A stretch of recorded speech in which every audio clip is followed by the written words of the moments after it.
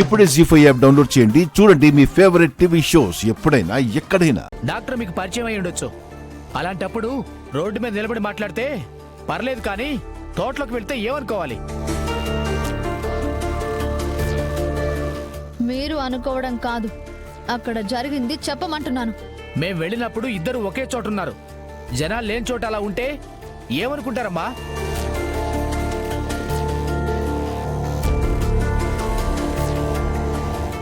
డాక్టర్కి ఒళ్ళంతా చెమటలు పట్టిపోయాయి. దాన్ని బట్టే చెప్పొచ్చు అక్కడ ఏం జరుగుంటుందో అని.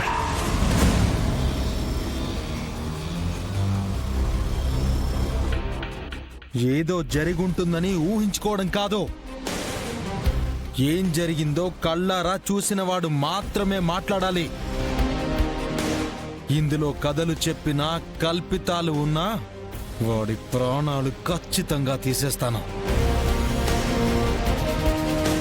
ఎందుకంటే పంచాయతీలో న్యాయం పక్కన నేను నిలబడతానే గాని పంచాయతీలో నా చెల్లిని అన్యాయంగా నిలబెట్టిన వాణ్ణి మాత్రం విడిచిపెట్టను. నాకు కావాల్సింది నిజం.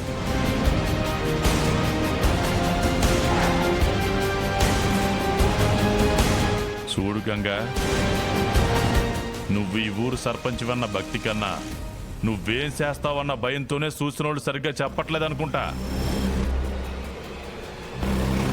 మీ అమ్మ ఊరుదులు వెళ్ళిపోయినాక నీ సెల్లెళ్ళు ఒకరితో మాట అనిపించుకోకుండా మచ్చపడకుండా సోత్తాననేసి మాటిచ్చినావు. నాకు జన్మనిచ్చిన మా అమ్మ మీద ఒట్టేసి చెప్తున్నా బ్రతికున్నంత కాలం నా చెల్లెళ్ళు ఒకడితో మాట అనిపించుకోరని మాటిస్తున్నా.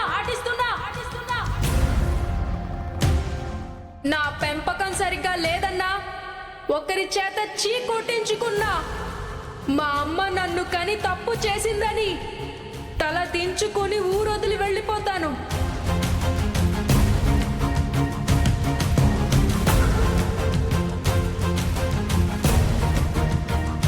కానీ ఇప్పుడు శ్రీవల్లిట్ట చేస్తాదని అనుకోలా.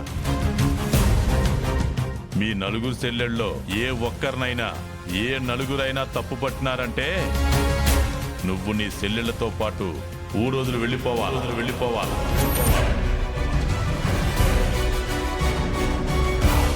ఇది కదా నీ చిన్నప్పుడు నా మీద చెప్పిసిరి మరీ శపథం చేసింది.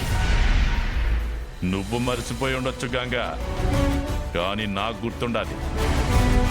ఎందుకంటే ఆ యాల నీ చెప్పు కంటిన ముల్లే కాదు, నువ్వన్న ప్రతి మాట నా గుండెను గుచ్చుకున్నది. అట్ట మర్చిపోతాను. పాపం నాన్న, చెల్లెలి పెళ్లి 6 నెలల్లో చేస్తానన్నాడు. 9 నెలలవుతున్నా చేయలేకపోయాడు.